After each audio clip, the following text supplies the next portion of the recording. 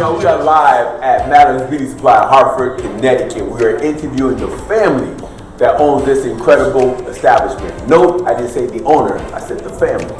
And that's the way it should be. So we're gonna start on my left. Let's start with you. Hi, I'm Latoya Chamblee. I'm the wife, the mom. I'm Demetrius Chamblee, the father, the husband. I'm Demetrius Chamblee Jr., the son. I'm your Chamblee. So this was me and my wife's idea to open up a beauty supply store. Obviously, we know within our culture, our people, we dominate with being the consumers when it comes to the beauty supply, but we don't dominate when it comes to the ownership part of it. So we wanted to, we decided, my wife, she can tell you about her background. Okay, so I am a licensed cosmetologist. I was a hair school cosmetologist teacher for 8 years. So this is basically my expertise in educating about the products. You'll never come here and buy a product that you don't know how to use. You can't bring it back, but you won't have to bring it back because you know what it does. So I educate before you buy it. So this is more than just beauty supply. This is a service. Yes. So I come in, I'm bored, I want something for scalp treatment. I'm like, what do I get? So you're not saying just looking at how to grab something and bring it up to the counter. You're saying, let me walk you through this process. I'll tell you what you need. I'm gonna give you a consultation, figure out why you're doing it, when, why, how, and then tell you what you need. Okay, that's dope. I don't know if I've ever been to a beauty supply store that does it. Because some people come in and they may have losing hair, but it may be something wrong with the diet. There may be something that's going on as far as stress. There can be different type of contributions to you losing hair. So we really try to see where's the root of the problem at, and then we try to work from there and give you a product that possibly can work. Right. The way you guys are describing, it's kind of like, listen, it's more than just selling products, it's more than inventory. We want to make sure that people leave here, happy, healthy, Good customer service. perfect customer service. Appreciated. Absolutely. And with a good product. Yeah. All right, so you just debunked about 10 myths about black businesses, huh? Yeah. And That was our goal. And that's what's up. Strategically. Yeah, That to was learn from our other goal. people's mistakes. Yeah. Okay. Because I'm walking around the store, everything is spotless. Yeah. What we had was, when we first opened up, we actually had a lady who actually had a wheelchair. And she said, when I go to the other beauty supply stores, it's so crowded and it's so packed in. She said, I can't even turn corners. I can't grab what I need. She said, here, it's very clean, very nice. I can go around, go through each aisle and see what I want. And she loved it. So, they come back. And that's what you want. Reoccurring customers that keep coming back into support. Comfortable. Right. And presentation is everything. And the way everything is so clearly spaced and laid out, phenomenal. Mainly, I work at the POS system, and I get better and better at that with customer service and working with the return. So now you said the P. What is a POS system? Yeah, because it's the point of sale. Okay. Point of sale system. So Yeah. because we want them to build their resume, even though they could be 9, 10, 11, 12, 13 years old. We should be building their resume, no matter what age they're at. Our youth inside of our community, they should be putting things down on their resume and learning skills today. Okay.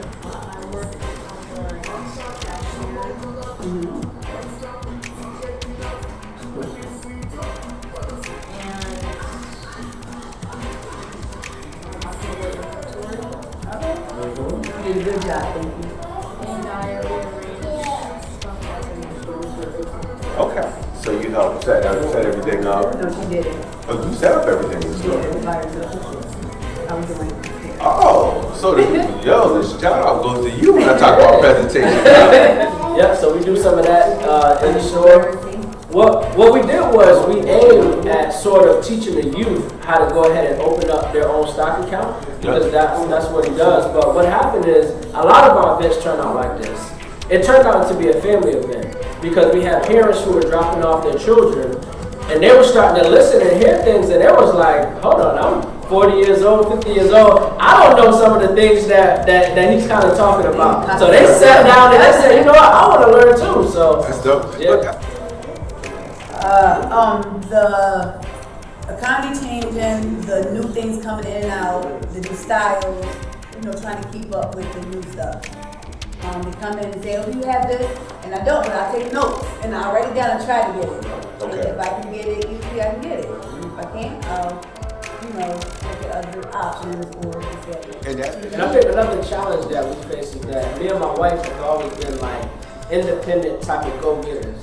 Okay. So in business constantly change, and sometimes you have to take a step back and kind of work on the business and not in the business. So you got to kind of take it step by step. So sometimes we may want to see those residual effects and those rewards a lot sooner than we actually get it, but we have to be patient. So I think sometimes that's one of our difficult spots as well. We put in so much energy, but we may not see those results maybe six months from now, a year from now. Just being patient. gotcha. the first year I wasn't patient. Just wanted that. I specialize in patience. I'm not patient. I was ready to get a sign and be out there dancing like. Basically, when I first started Chamblee, I taught everybody about stocks, and then we went through like tests about learning about stocks and finances and stuff. Alright. So how'd you learn so much about stocks and finances? My old are you dad, again? 12. Okay. My dad taught me how to like invest, and he made me and my sister watch Dr. Boyce Watkins. Shout out to Boyce Watkins. And we learned from him on how to invest and save and give. Right now I think I have 5 or 7 stocks, Okay. and most of them do good, but then some of them sometimes flank. I would recommend right now. I would recommend I would say Snapchat, because they're coming up a lot and they're trying to add features and stuff into the app to make it better. And I think that they can come out. You know how much they cost? Not by heart, but I can look up. But you on Snapchat already? Yes. I can't keep up. I can't keep up. I didn't. That's why I asked. I forgot that he on Snapchat. That's why I asked, because I don't have. He probably own more stocks than probably any of us. Yeah. Okay. I think that's why it's important, those workshops, getting everybody together in the community. Right. So now what you do is you create relationships with other kids who that they can actually talk to and share that same language with, with financial literacy. Yeah, I appreciate it. Another guy, shout out to Abdul, he mentioned this a lot to me. With me having the background in marketing, because I've always worked in corporate, so I got sort of some industry knowledge in marketing. I was able to do that and kind of branch off and do it within my business. So when you're at your regular 9 to 5, pick up on some skills, pick up on some tools. Don't take that time for granted. I've done that when I first started to work, when I was 19, 20 years old, I took it for granted. But then as I started to mature, I said, you know what, let me learn every facet within this business, and I was able to now use that with building wealth for my own family. So what Abdul said, he was like, man, I don't know, kind of like, I don't know who doing the marketing, but I see you guys everywhere. You guys are always doing something, and it's out there, and we just promote to our community. And that was strategically as well.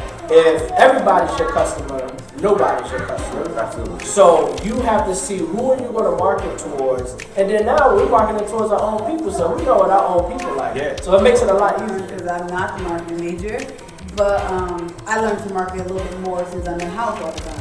I do makeup Mondays, I do Welcome Wednesdays, and I don't know what's coming up next, but. Yeah, and we're bringing in different products too, because we don't, not just a beauty supply store, but we want to specialize in just beauty for our culture. So we're bringing in, we got the black-owned laundry detergent, you know, we had the black-owned toothbrushes, which we're bringing back. So we want to see, you know, when our customers leave here, our people, when they leave here, where are they going? Some of our customers was going right to the laundromat. So we said, okay, let's get in the black-owned laundry detergent. So we're going to start marketing more towards that way, because that gives us our different niche from any other store.